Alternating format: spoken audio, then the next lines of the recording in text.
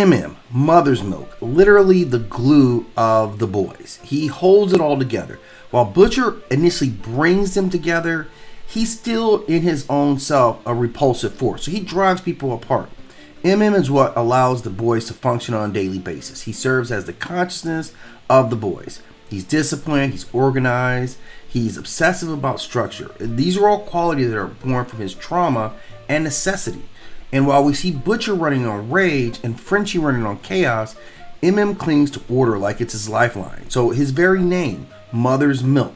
This hints at deep roots in family, nurturing, and survival. Yet he's haunted by a cycle of violence that never lets him personally rest.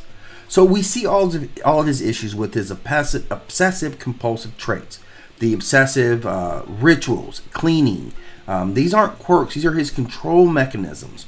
The world of Suits is random, violent, and absurd. And for MM, order is the only weapon against that chaos. So this defense mechanism is him imposing structure on the uncontrollable. And it keeps his inner turmoil from exploding. And he has a lot. Like, his trauma is very, very deep and comes from his childhood. His father sacrificed his life fighting against Vought in court. He was consumed by a mission that left his family in poverty and ultimately in grief.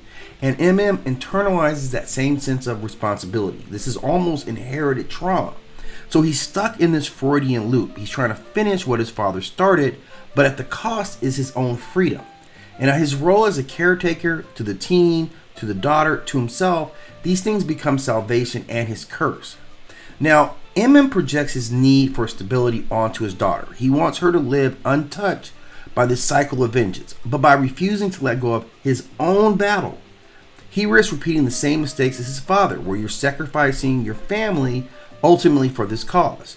Now, Carl Jung would call this MM's shadow. The very thing that he despises in his father also lives in him. Now, to MM, the Supes don't just represent external villains, but psychological intruders. Literally, they destroyed his family, infected his bloodline, and even robbed him of agency over his own body.